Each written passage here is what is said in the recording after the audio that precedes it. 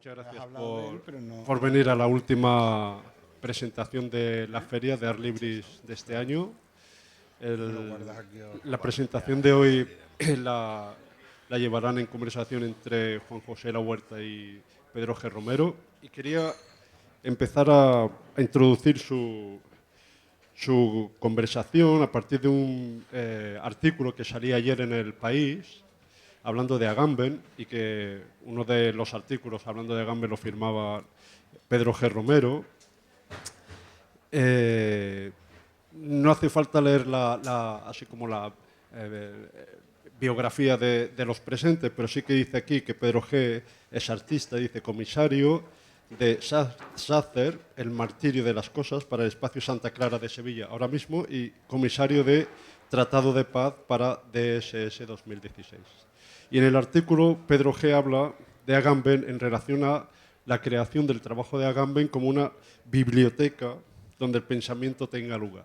Entonces, en este punto bibliotecario, de creación de biblioteca, donde yo creo que tiene sentido la reunión de libros que hay sobre la mesa. Por una parte están los libros de Pedro G., que serían estos tres, y el que él tiene en la mano, y el libro que tiene en mesa Pedro G., que se llama Exaltación de la Visión, está editado por Juan José La Huerta dentro de su colección de libros de su editorial, digamos, de su publisher, editor, que se llama Mudito. La relación que hay entre ambos, no solo de editor, sino también como de contenidos generales, ¿no? Su interés por la interpretación de la imagen y la conexión con un autor dentro de la mesa que sería Didi Uberman.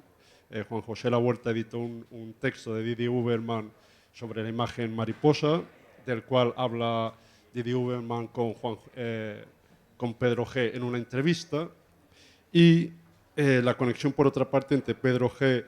y Didi Uberman, entre otras cosas, en relación al flamenco y al bailaor Galván. Y quería leer, para que ellos empezaran a hablar, digamos, la presentación que hace Didi Uberman de Pedro G. Romero. Brevemente, dice, es escultor, videoartista, pintor, fotógrafo, dibujante, editor de archivos, poeta, músico, conceptor de exposiciones.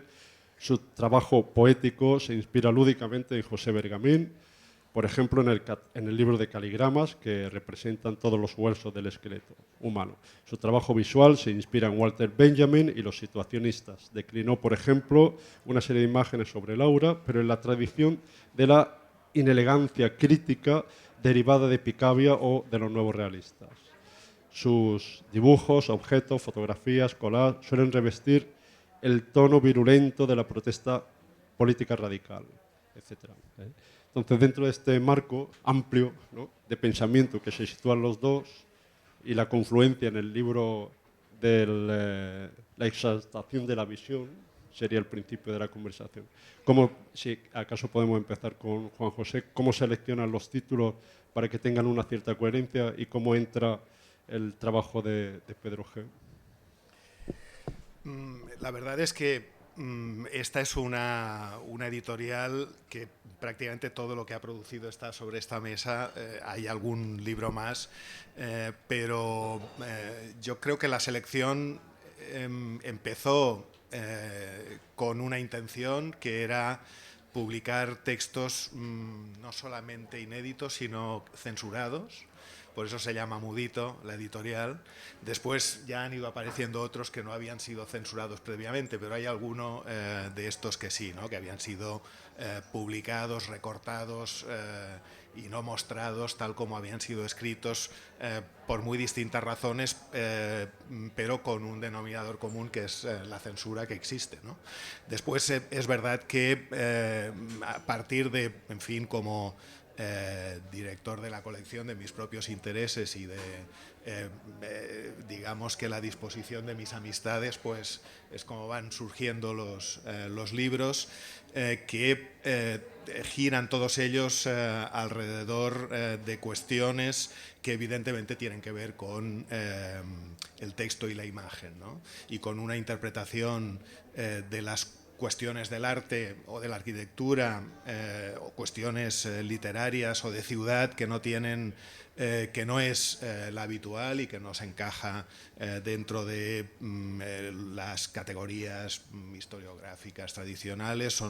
No sé si son libros de crítica de arte o de historia del arte, pero el arte aparece en todos ellos como uno de los elementos o uno de los mecanismos que pone, o uno de los dispositivos que pone en funcionamiento el libro, ¿no? Y dentro de esta colección y mi propia idea, hay también una parte, esto querría decirlo, de la edición de poesía inédita, lo digo por si a alguien le interesa la poesía, son los libros justamente que quedan más apartados y siempre más desconocidos, menos revisados, pero hay una parte de Mudito que publica poesía, ¿no? Bueno, pues dentro de todo este sistema, evidentemente el trabajo de Pedro, nos conocemos desde hace años y hemos colaborado también desde hace muchos años, tenemos amigos comunes que más o menos piensan y hacen cosas semejantes a las que nosotros hacemos, y este libro en concreto, Exaltación de la visión, que tiene un subtítulo, Fuentes y vertientes distintas para la lectura de Fuego en Castilla, de José Valdelomar, era perfectamente adecuado para lo que yo pienso que tiene que ser o que tiene que producir esta colección o esta editorial. La verdad es que el texto de Pedro es como una especie de culminación de una de las cuestiones que están en muchos de estos libros, una manera de escribir sobre temas que de un modo u otro tocan la cuestión del arte, si es que esto se puede resumir en estas 4 letras de esta palabra, pero de una forma que no tiene nada que ver ni con la construcción de poder, ni con la construcción de categorías, la misma manera de escribir y de trabajar de Pedro, que es absolutamente abigarrada. Ahora hablábamos de el proyecto en el que está inmerso en este momento, que es esta gigantesca exposición llamada Tratado de Paz en San Sebastián, donde dentro de poco, de un par de meses, va a tener que hacer como 20 y tantas inauguraciones seguidas de las mini exposiciones en las que se divide la gran exposición, y un catálogo que tendrá 1.500 páginas o 2.000 páginas, en fin, hasta donde llegue la posibilidad de un libro que cuando uno lo coja con las manos no tenga que, o bueno, lo pueda usar para tirarse al río, ¿no? Atado del cuello. Exacto. Entonces, dentro de Mudito, digamos que este es el Mudito más grande que se ha publicado, ¿no? Mudito tenía una intención que era ser libros pequeños, por eso se llama Mudito, pero Pedro, claro, nos presentó un texto que, hablando de nuestro común amigo Georges Didier Iberman, él siempre recuerda a un maestro de Warburg que se llamaba Fonke Luqueno, que le decía a Warburg que las imágenes, que lo importante de las imágenes o las obras de arte, en fin, traducidas en imágenes a través de las fotografías con las que él trabajaba, era el enredo que se producía en ellas. Y siempre hablaba de una visión en la que todo estaba enredado. Él utiliza la palabra intrincación, ¿no? De manera que todo está siempre junto, pero no se relaciona en una unidad superior, no tiene nada que ver con la dialéctica y al mismo tiempo no puede separarse, ¿no? Está siempre. Esta es un poco la manera, yo creo, con la que Pedro trabaja, creo que también la manera de trabajar que tengo yo y que tienen estos amigos comunes. Y bueno, Mudito, digamos que se hizo mayor con este libro, luego ya llegó a la adolescencia, sí, no la ha superado todavía, yo creo que no vamos a poder por mucho que nos empeñemos, pero si os miráis este libro veréis como aparte del enredo del texto de Pedro, cuyo único método consiste en estirar el hilo de los ovillos para ver qué va saliendo, y unas cosas necesariamente llevan a las otras, ¿no? Las esencias de la paranoia crítica están contenidas en estos textos y además hay toda una parte de imágenes que tendrían que haberse publicado si Mudito fuese aún más mayor de lo que es, seguramente incrustadas en el texto. Esto era totalmente imposible, pero al final ha quedado tal vez incluso mejor porque el discurso intrincado que forman palabras e imágenes aquí se divide en dos partes y obliga a una lectura estereoscópica que es la única posible cuando Pedro G. Romero escribe algo, ¿no? De manera que con esto ya está todo dicho. En fin, le paso la palabra. Bueno, en fin, yo quería decir que, claro, que Juanjo me saque este libro. Es decir, para mí Juanjo es, en cierto sentido, ahora somos amigos, pero es un maestro. He tenido la suerte, gracias, no sé, he tenido suerte, la verdad, y de mucha gente, de muchos autores, de muchas autoridades incluso, a las que leía, pues por circunstancias que tienen que ver con la amistad y con la sobremesa, básicamente, acaba siendo amigos de ellos. Y por Ángel González, es decir, para mí son dos maestros. Es decir, conocer a Juanjo y a Ángel y conocerlo a los dos, para mí es una relación pues realmente de magisterio en el sentido antiguo de la palabra, ¿no? Y ese método que él describe, pues ese método, me acuerdo en un paseo por aquí, por Barcelona, con los dos, que cuando se describía cuál es el método, pues el método es que empiezas por un sitio y llegas a otro. Ese es el único método. Empiezas poniendo unas palabras detrás de otras, se van sumando, van construyendo una serie de sentidos y así se llega a otro. No hay otra posibilidad. Y yo eso me lo tomé demasiado en serio a lo mejor, pero es un poco lo que practico, ¿no? Y en este libro, que sale Mudito, por muchas lógicas, porque también, bueno, no es que sea un libro que se haya...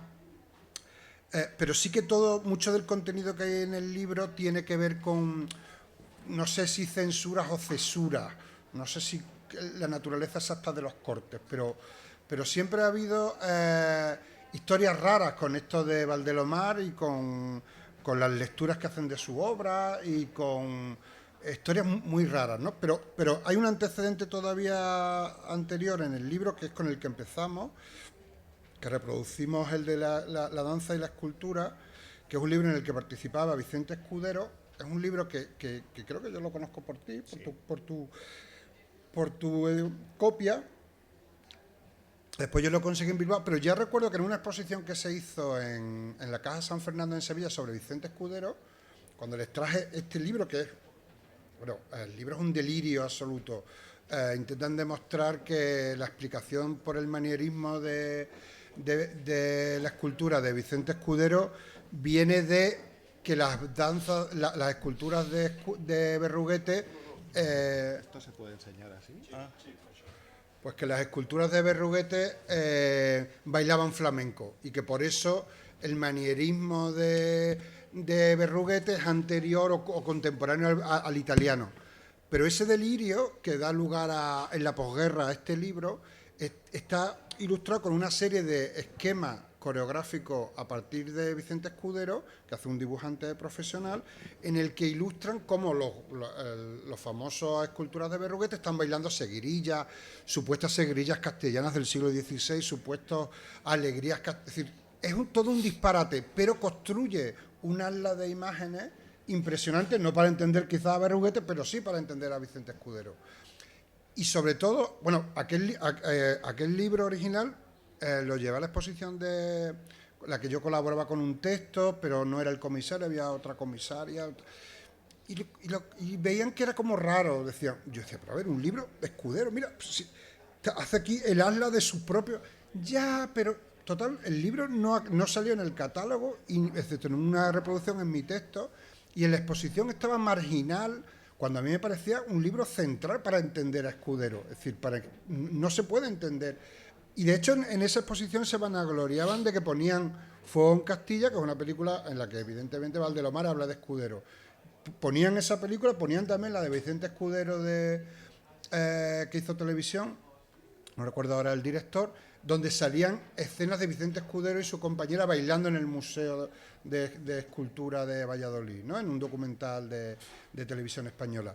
Y con todo eso este libro le seguía pareciendo marginal, por lo cual ahí ya hay como un ruido molesto de lo que junta el libro, lo que el libro pone, intrinca, lo que intrinca el libro o desintrinca, que no sé cómo va la cosa, no va bien, no es no resulta cómodo, resulta incómodo lo del flamenco, y eso que era una exposición de Vicente Escudero, que es un bailador flamenco, pero este delirio del nacionalismo franquista, donde habla unas teorías bastante racistas de los gitanos, no porque los vitupera, al revés, los ensalza como filoarios, porque claro, los gitanos eran arios. Es decir, el libro es absolutamente delirante, pero, bueno, yo digo, como atlas de imágenes me parecía fundamental. Después cuando, a partir de, ya entonces estaba yo dándole vueltas a Valdelomar, conocía sus películas, que las recuperó la Filmoteca de Andalucía, una gran exposición que se hizo en Granada,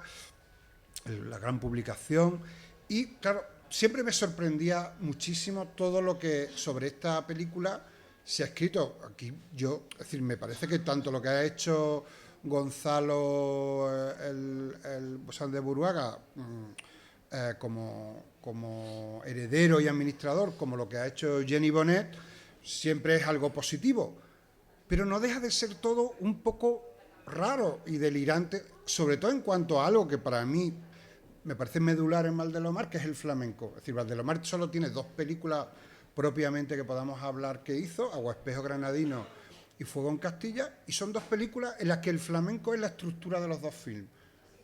Pero eso no es que yo lo saque por una... No es que la película Fuego en Castilla empieza y dice una película basada en 2 libros, uno de Vicente Escudero y otro el de Antonio Almagro de las esencias del arte español, que es otro delirio, pero que a Valdelomar le interesó mucho, un libro escrito por un militar español jubilado, que habla de la esencia de la nación, de lo español frente a lo europeo, Berruguete frente a Juan de Juni. Es decir, esos eran los materiales con los que está construido el libro. Y sin embargo, nunca se habla de esos asuntos, del asunto del flamenco, cuando se habla de Valdelomar, cuando en la película lo dice a las claras, pero claro, todo el mundo... Bueno, para empezar, mi sorpresa ha sido que nadie había leído ninguno de los 2 libros, que ya digo, no es que sean unos libros fundamentales en la historia del pensamiento humano, pero si se va a hablar de una película que está basada en esos 2 libros, no pasa nada por leérselo, no es malo. Oye, tiene algún sentido tiene leerlo, pero no lo habían leído, ni el de Luis de Castro, ni el de Antonio Almagro, el militar. Entonces yo simplemente me los leí y los libros son reveladores. Miles de los gags visuales que ensaya Valdelomar en la película están sacados directamente de los libros. El hecho de que el San Sebastián se mueva por seguirillas en la película de Valdelomar es exactamente una cosa que ensaya Escudero, que dice que la posición del San Sebastián de Berruguete está por seguirillas. El hecho de que la cantaora sea la Virgen de la Santa Ana de Juan de Juni tiene que ver también con algo que se dice en el libro, y por eso en la película están todo el rato funcionando. No hay por qué saber de flamenco, pero yo digo, como lo dice literalmente al principio del film, no parecía mala idea. Entonces, en cierto sentido, es verdad que a mí cuando el Reina Sofía para el libro de Valdelomar me pidió el texto, ellos no tienen ninguna culpa. Es verdad que me pidieron, no sé, 10 folios y a mí me salieron 60.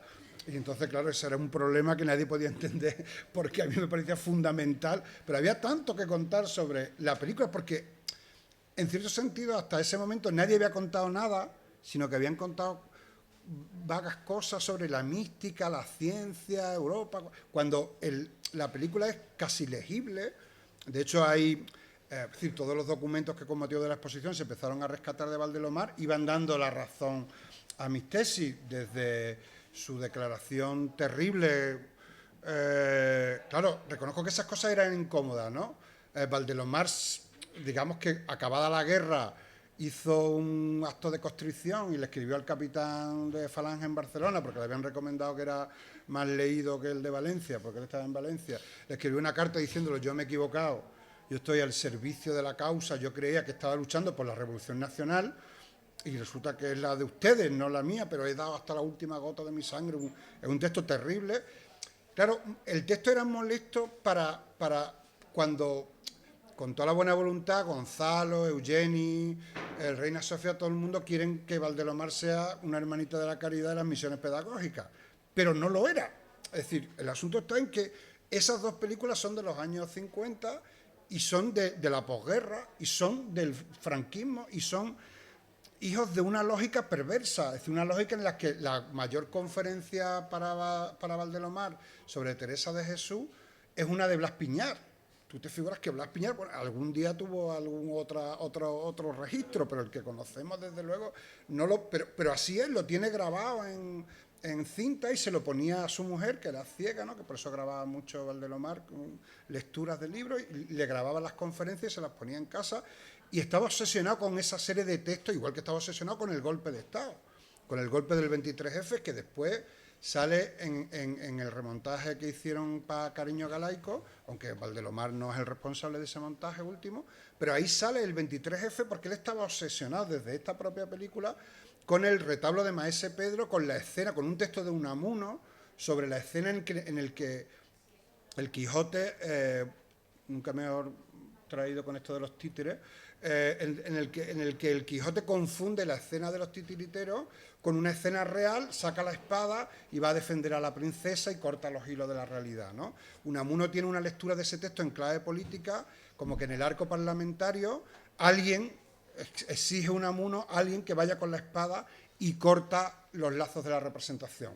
Es decir, realmente es una apología del golpe de Estado, pero Valdelomar le daba vuelta una y otra vez a eso, y eso está en la película. Es decir, toda la parte de los muñecos que se mueven en el museo son como los muñecos del Maese Pedro, y la música que suena al principio es el retablo de Maese Pedro. Es decir, todo está superpuesto en una lógica que tiene Valdelomar, y me temo que muchos de los artistas que me interesan, incluso de los teóricos, que es una lógica, creo, de capas de cebolla, ¿no? En la que se superponen muchas capas de cebollas que tienen su lógica interna. Es decir, hay toda una capa que tiene que ver con el flamenco, que es de una lógica aplastante. Y Valdelomar lo dice siempre. Es decir, Valdelomar dice que Agua Espejo Granadino es una película basada en Antonio, el bailarín, y en su estética, en la estética del agua, y Vicente Escudero en la del fuego y en su estética.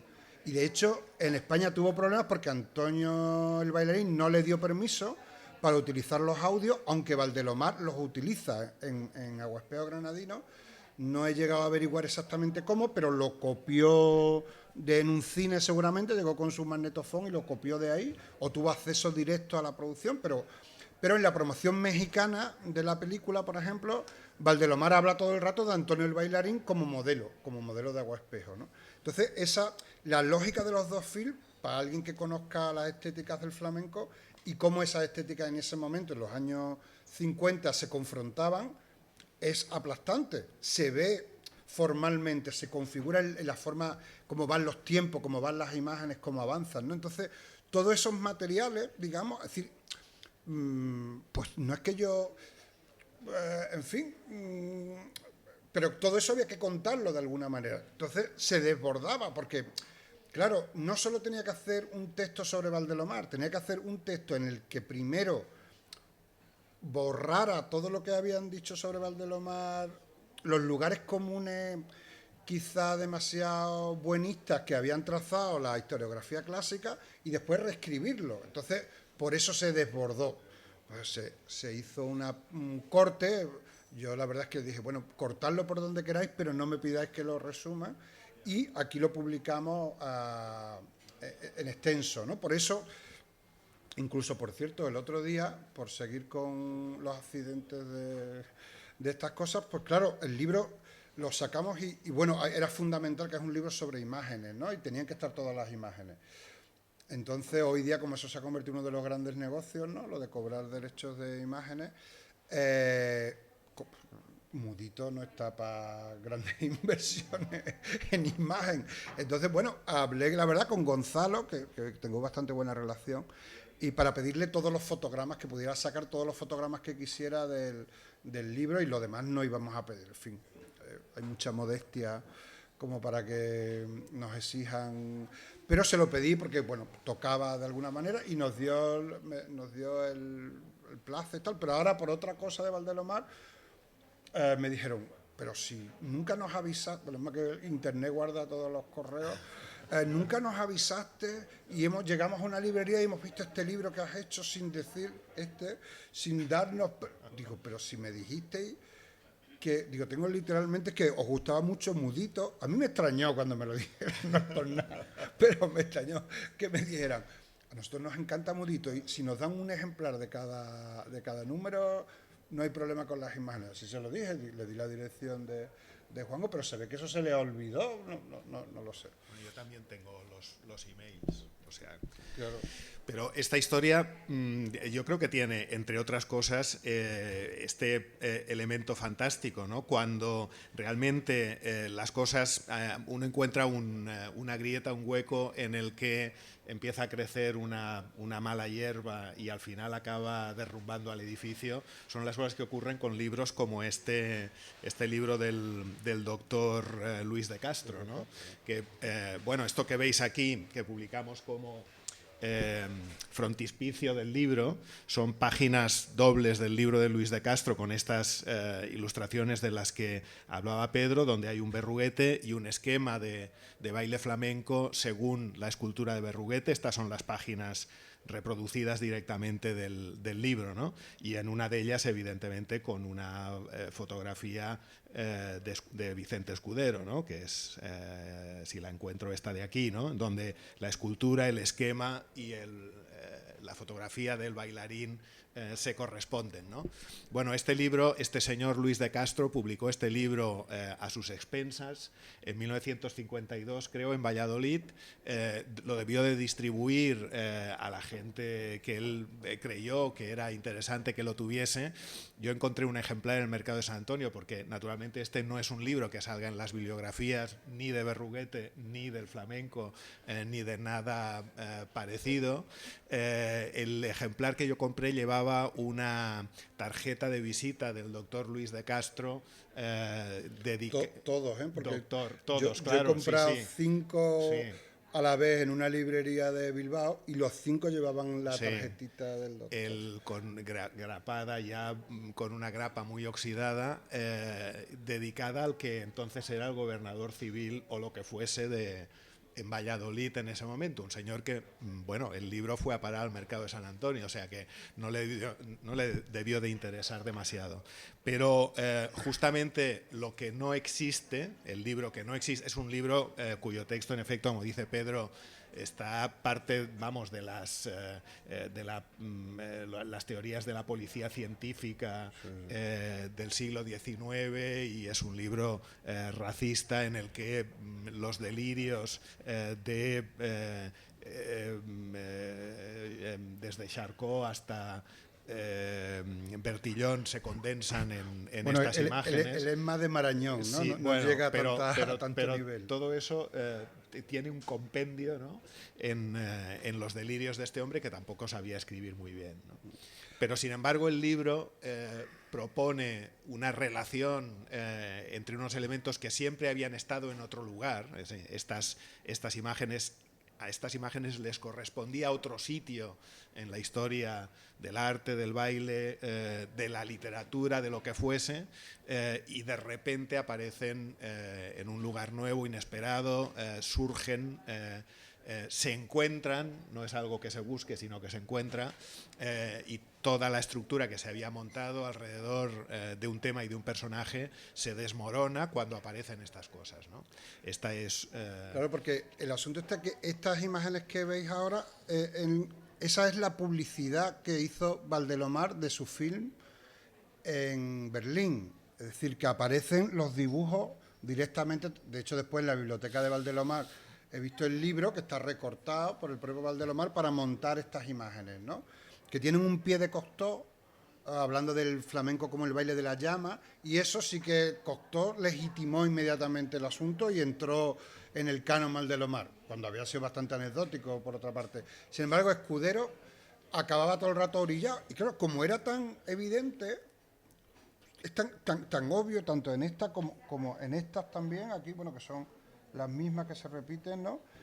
Con la cita de Lorca también, que es decir, era tan obvio que no entiendo cómo no se ha prestado una mayor atención, porque ya digo, es verdad que es delirante, pero así está construida la película. Es más, hay un auto de fe sobre la guerra, que es un auto de fe, un auto sacramental, un auto sacramental ciego, que lo llamaba, que se estrenó en el 51 en Madrid, en el 48 en Madrid, es decir, que era solo con sonido, cuyos fragmentos del guión que hemos podido leer se corresponden absolutamente con la película. Es decir, hay todo el momento del paraíso, de Adán y Eva, de la manzana, de la expulsión del paraíso, que están en imágenes en la película. Es decir, que había ya todo el relato de la guerra, que yo también propongo, estaba ahí, ¿no? Hay una película extrañamente desaparecida de Valdelomar, una película que se estrena en el 45, creo, que es...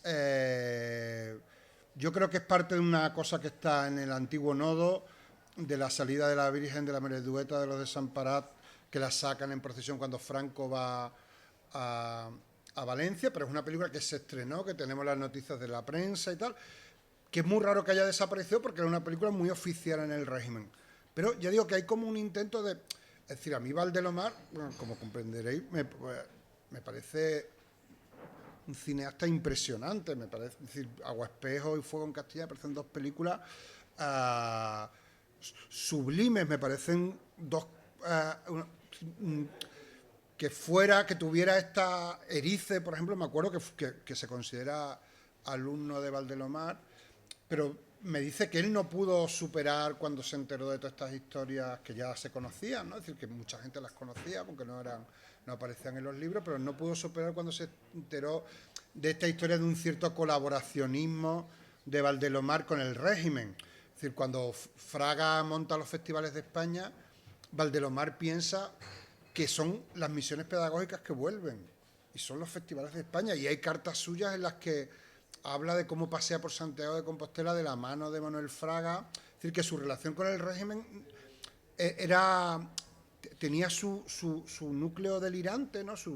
Dentro de su poética, pero era efectiva. Es decir, pero eso para mí no le quita a las películas ningún valor. Me parecen dos películas impresionantes y claves para poder entender el cine, y que creo que en su época no fueron entendidas por lo avanzadas que estaban, ¿no? Es decir, hablaban ya de una época, de la visualidad en una época que todavía no estaban acostumbrados, ¿no? Y entonces, pues por eso pasaron un poco y por las peculiaridades de Valdelomar, por sus inventos, por las peculiaridades de la propia proyección, porque él siempre exigía unas condiciones de proyección que ni ahora con la técnica moderna se han podido hacer en la exhibición permanente que hay en Madrid en el Reina Sofía, ¿no? Porque no son capaces de imitar los efectos de que cada vez que se desborda el blanco, por ejemplo, un fuego en Castilla en la pantalla, se iluminaba detrás de la propia pantalla un flash blanco, ¿no? Es decir,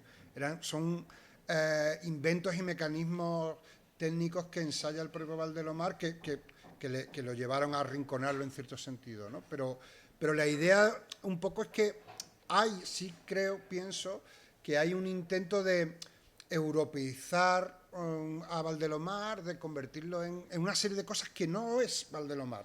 Entonces, el libro solo, es decir, el intento es solo resituar a Valdelomar ahí y decir, bueno, y esto no quita, y sobre todo también por otros trabajos míos y por un interés, el de situar el pulso del flamenco que sigue sin aparecer, es decir,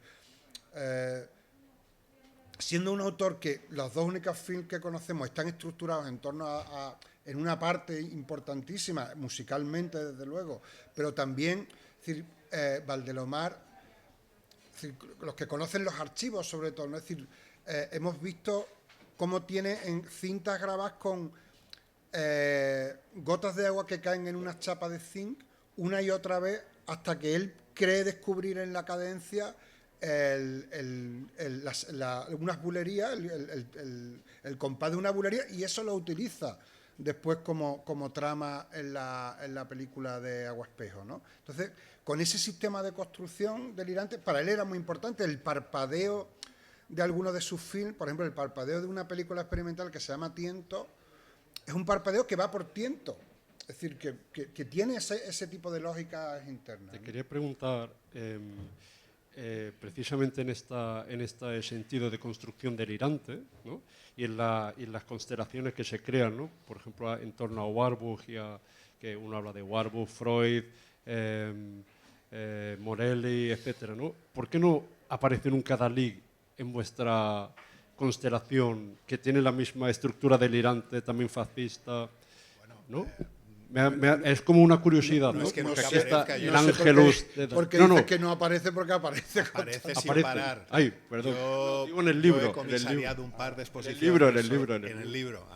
Hay un libro mío que se titula El fenómeno del éxtasis, totalmente dedicado a Dalí. Digo aquí. No, aquí yo creo que aunque no tiene aparezca, una característica aparece, ¿no? política parecida, ¿no? Pues por una serie de razones, Dalí no está en el imaginario de Valdelomar. No está, es decir, conoce su obra, la rechaza, y mientras Oteiza está en el imaginario de Valdelomar, tiene una relación con Oteiza, con Dalí siempre lo rechaza.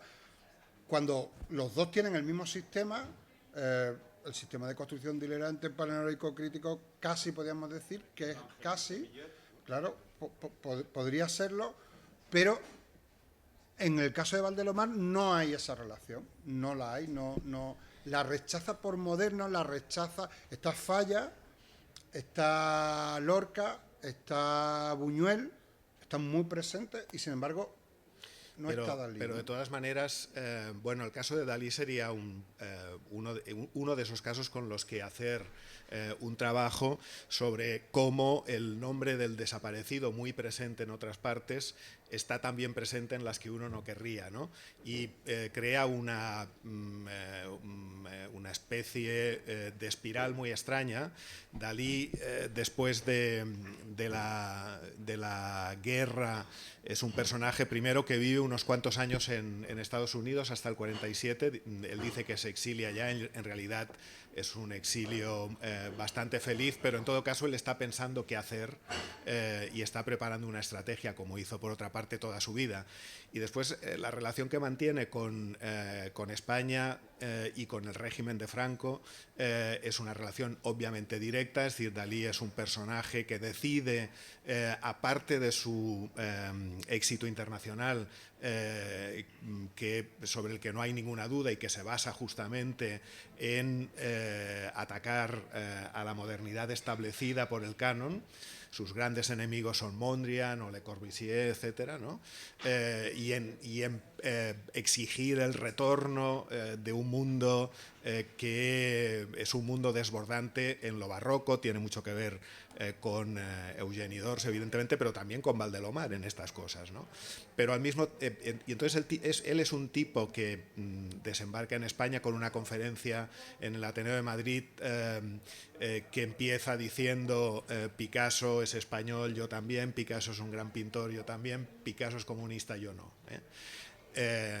de manera que, digamos que como estrategia está muy clara. Entonces Dalí no para de aparecer en los nodos como el artista curioso, el payaso, ¿no? El clown que siempre es capaz todavía de representar una vez más lo que la visión estándar del artista moderno representa para el público, para la audiencia popular del nodo y para los deseos del régimen, evidentemente, ¿no? Es decir, los artistas modernos nosotros los cuidamos muy bien como si fuesen animalitos a los que les tiramos un poco de alpiste de vez en cuando, y aquí tenéis uno que es Dalí.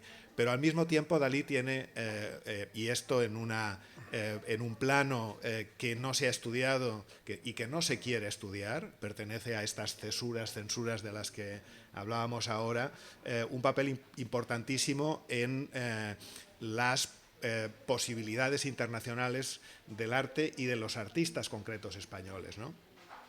Por mucho que en la historia oficial de lo que es el arte español después de la guerra y en el franquismo, Dalí aparezca como el colaboracionista que todos sabemos que era, él al mismo tiempo era en efecto un personaje con mucha influencia internacional, vivía medio año de 6 meses de cada año en Nueva York, escribía un artículo en Art News, en cada número de Art News, promocionó a los artistas españoles, bueno, un artículo famoso suyo en Art News se titulaba Tapies Classic, que es el primer artículo sobre Tapies o uno de los primeros en Estados Unidos, y en los festivales internacionales, etcétera, hizo una promoción extraordinaria de los artistas españoles actuales, contemporáneos a él, más jóvenes y también pasados. Por ejemplo, la promoción de Gaudí que hizo Dalí en el mundo es impresionante, pero evidentemente todo eso no aparece y queda en una especie hundido detrás de unos velos que nadie quiere descorrer. Lo que ocurre es que una cosa va con la otra, es decir, no se pueden separar. Yo creo que este último libro de Jorge Luis Marzo sobre arte en España 1939-2016, ¿no? Que tiene, por cierto, también 1500 páginas, ¿no? Es un libro que pone el dedo en la llaga de muchos de estos problemas, ¿no? Es decir, cómo no se ha querido explicar cuál es la estrategia del arte en España en los años del franquismo, desde el punto de vista de la utilización que el franquismo hizo del arte moderno y de los artistas modernos, y desde el punto de vista que los artistas de cómo los artistas modernos utilizaron el franquismo y las ventajas que tenía un régimen de ese tipo, ¿no? Y la connivencia entre vanguardia y franquismo es impresionante, ¿no? De manera que ahí hay temas de los que estirar hilos. Bueno, algunos están en el libro de Pedro, ¿no? Bueno, hay alguna referencia, recuerdo directa, al Ángelus por al éxtasis de Santa Teresa y tal, pero yo creo que el rechazo, porque es decir, tiene que ver también, por ejemplo, con algo insospechado, que es la relación de Oteiza, por ejemplo, con los escritos de Dalí, ¿no? Es decir, la relación de Goya Mañana, por ejemplo, que es un libro de Oteiza de los años 50, en estéticas que parecen tan alejadas. Goya Mañana es un libro que está absolutamente atravesado por el Ángelus por el libro de Dalí, por los textos de Dalí. Y en ese sentido hay un parentesco evidente, pero hay algo que rechaza a Valdelomar, y yo pienso que tiene que ver con esa cosa de la profanación, esa cosa de la gamberrá, de la iconoclastia, por más que él hablara todo el rato de Dios y el Dalí un posterior sobre todo, ¿no? Pero por más que eso estuviera siempre presente, pero había esa parte de iconoclasta, esa parte transgresora de Dalí, que para Valdelomar era un rechazo absoluto, ¿no? Porque Valdelomar, la estructura mística que tenía era la tradicional, y él no pensaba que sus películas fueran experimentales. Es decir, que en sus textos todo el rato él tiene ideas más o menos locas o menos locas, pero en sus textos todo el rato él intenta hacer una gramática, por ejemplo, del cine española. Él, por ejemplo, tiene cartas cuando empiezan los inventos técnicos, no solo lo que se ha contado de que él inventó el cuadrofónico, o el panorámico, o el Smartcolor antes que los demás, y después misteriosamente mandaba las patentes a Estados Unidos. Y bueno, ahí hay todavía una parte por investigar que siempre se insinúa y no sé si está tan clara, pero sí que él, pero a mí la parte que me interesa es cuando él le escribía y decía, el problema es que quien haga el formato de captación de las imágenes va a dominar el mundo. Es decir, el asunto está en que no se trata solo de que las imágenes sean buenas o malas, sino que si tú utilizas un formato determinado, con una óptica determinada, un modelo de cámara, lo que por ahí entra y por lo que por ahí sale, eso ya supone un dominio del mundo. Y él le proponía todo el rato al régimen, primero a la Cinematografía Nacional y después a Televisión Española, formatos propios para tener una visión del mundo propia, que él llamaba española, ¿no? Porque él estaba muy obsesionado con esa historia del arte español, con su maestro que era Cosío y con la idea de esa historia del arte español que empezaba en el Greco, que no era español, pero En bueno. este sentido, Pedro, quería comentar dos cosas. Estamos ya casi como que se nos acaba el tiempo, no sé si llegarías a los postres. Yo encantado. He pedido que me guarden postre. ¿Te guardan? Pues, sí. entonces sí. Mira, en lo de la construcción de la imagen, por una parte, en la entrevista que le haces a Didi Uberman, creo que es donde lo cita, el flamenco lo propone como una alternativa de construcción, no sé exactamente cómo, que te quería preguntar si sabes a qué se refiere, ¿no? El flamenco, la manera de construcción flamenca como alternativa a la dialéctica tradicional. Y luego, por otra parte, si las constelaciones de imágenes son diferentes entre la tradición católica, por así decirlo, y la protestante, ¿no? Llevándolo al arte contemporáneo, ¿no? Parece como que el canon se establece desde el norte y el nuestro, bueno, el nuestro por ser mediterráneo, tendría que ser otro, ¿no? A través de esta línea constructiva del flamenco. No sé a qué se refería de Dewey. Bueno, En vuestra charla. No recuerdo yo, pero por responderte a la segunda, desde luego son tradiciones distintas. Te diré que con María Gillisen, con la viuda de Marcel Brodaers, que trabajé en el 2013, que presentamos la batalla de Waterloo, el decor, la instalación que hizo en... Recuerdo que el día que la conocí, que fue como a las 2 de la mañana, volvíamos y pasaba ella en un taxi buscando desesperadamente a alguien con quien tomarse un gin tonic. Iba yo con Philip Tack, que es amigo de ella, íbamos paseando por San Sebastián y de pronto nos pitó, nos montamos con ella y nos fuimos a tomar un... Y esa noche empezó y me dijo, no, aquí lo que hay que defender es el arte moderno de tradición católica, porque el problema es que nos tienen gobernados los protestantes. Entonces ella tenía perfectamente un esquema en el que Warhol, Beuys, Bayard, Brodart, todos los que tenían tradición católica eran los buenos y todos los otros eran protestantes que no tenían ni idea del arte. Dentro de su delirio hay algo de evidentemente... Bueno, lo que ocurre es que, a ver, aquello famoso de la invención de la tradición, la tradición más que se inventa se construye, y el tema de los artistas, el arte de los católicos que correspondería a los países mediterráneos y el dominante de los protestantes, parte de los libros de Weber, etcétera, este es un tema que viene muy lejos y realmente viene de la exaltación de las invasiones bárbaras en el siglo XIX. Es decir, la auténtica historia de Europa no se basa en el mundo romano, sino que se basa en las invasiones bárbaras, que son las que extienden el cristianismo en Europa, y Francia y Alemania son los países cristianos y por tanto el corazón de Europa. Y esta es católicos, no, cristianos. Y esta es una construcción que desde las discusiones entre los clásicos y los góticos del siglo XIX pervive, pero que se ha construido como un sistema de dominio, no de, evidentemente, los países protestantes sobre los católicos, sino de una visión de cuál es la función del arte como producción simbólica y como construcción ideológica sobre otras posibles, ¿no? Pero esta es la que todavía domina. Continuar continuar planteando esta cuestión, como dices que hacía además con una lista de de artistas, yo creo que es una estrategia totalmente equivocada. Es decir, hay solamente una forma con la que se construye el poder de explicar el arte. Con esa forma se crea un sistema simbólico y bajo ese sistema simbólico estamos sometidos y dominados.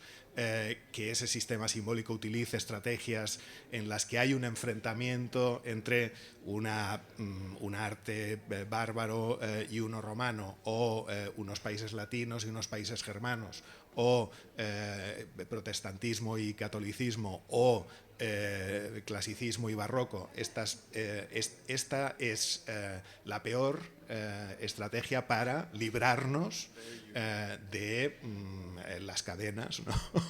con las que el arte la historia del arte nos ata a toda una serie de cosas. Lo que decía Didi Urban en tu entrevista, en la que dice el funcionamiento del flamenco como una forma distinta de funcionar, como ejemplo para el arte contemporáneo. Decía esto, ¿no? Como alternativa. No sé si sería una solución. Bueno, a ver, estaremos ahí entusiasmados nosotros con la cosa del flamenco. Es decir, lo que sí que Didi encuentra de pronto en el flamenco, creo, es decir, mi relación con Didi Uberman fue un poco, yo lo leía y creo que fue Juanjo. Te lo presenté yo. Bueno, no me lo presentaste, sino que me lo mandaste a Sevilla. Sí. Y Didi vino a Sevilla a ver los toros. Y entonces ahí fue cuando coincidimos la primera vez. Y él, claro, me acuerdo la primera vez que hablábamos de flamenco, él decía, pero yo de flamenco no sé nada. Porque claro, el flamenco es como esa cosa, el flamenco, ¿quién sabrá de...? Claro, yo le decía, pero vamos a ver, si tú escribes de Freud, escribes de Barbour, quiere decir que eso tiene una dificultad. ¿Cómo no vas a saber de flamenco si casi todo lo que cuentan de flamenco es mentira? Por lo cual, en ese sentido, digamos que fui capaz o ayudé a quitarle los miedos para que entrara sobre el asunto. También es verdad que el libro primero del Bailador de Soledades, el que hizo sobre Israel, lo invitamos en Uní a hablar de Man Ray, flamenco y tal, y él, en alguna manera, claro, vio el espectáculo, se volvió absolutamente loco, se fascinó absolutamente por aquel espectáculo de arena. Me acuerdo que daba gritos y saltos, Nijinsky lo llamaba, no sé, una locura. Y me pidió todo el material. Yo le pasé todo el material. En el libro hay mucho también de construcción paranoico-crítica, en el sentido de que yo le pasé todo el material que habíamos usado para trabajar, pero que no estaba en la obra exactamente. Es decir, yo le pasé todo lo que habíamos usado sobre Bergamín, sobre tal, pero había cosas que no estaban en... Entonces él habla ahí de escenas que nunca existieron en la obra en realidad, ¿no? Lo cual importa poco, porque él lo que hizo fue intentar construir, que es la riqueza del libro. Israel, que lo leyó mucho tiempo después, me decía un día, pero ¿y todo eso hemos hecho nosotros en esa obra? Pero no lo decía por las narraciones concretas, sino por la dimensión que le daba George, ¿no? en el libro. Pero sí que es verdad que hay algo que a mí me interesa también, especialmente, de la relación de las cosas, las palabras, un poco en lo que tiene que ver del sistema de representación de imágenes dominantes, en el que el flamenco permite de alguna forma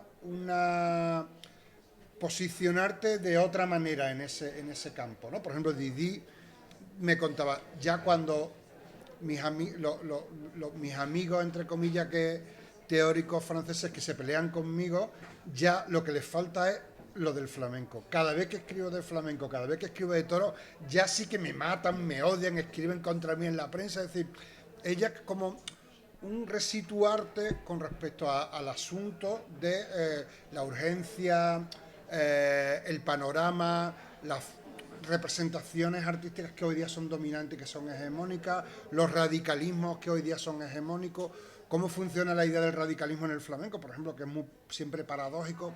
Todas esas cuestiones a Didi empezaron a interesarle de alguna forma, como que ahí había unas herramientas que se podían usar para el arte contemporáneo. Después, con él, ya no, por eso cuando has dicho antes lo de deconstrucción, como Israel aquí enseguida le aplicaron esto de que deconstruía el flamenco y tal, sí que es verdad que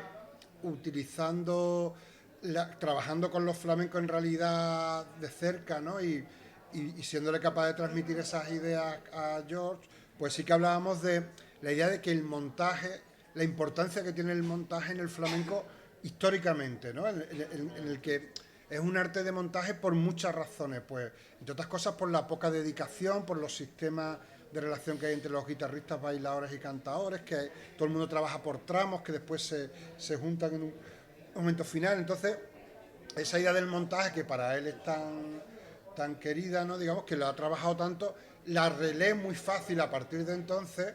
Por ejemplo, me acuerdo que él era, cuando yo lo conocí, su bailado favorito era el pipa, que es un bailado de Jerez que para mí era, no es que sea el que menos me gusta, pero era claramente la estética que yo no soportaba. Y fue a verlo años después de todo esto a París y me escribió un mail diciendo: me has hundido el pipa. Yo lo disfrutaba antes y ahora lo leo. Y entonces al leerlo soy incapaz de disfrutarlo.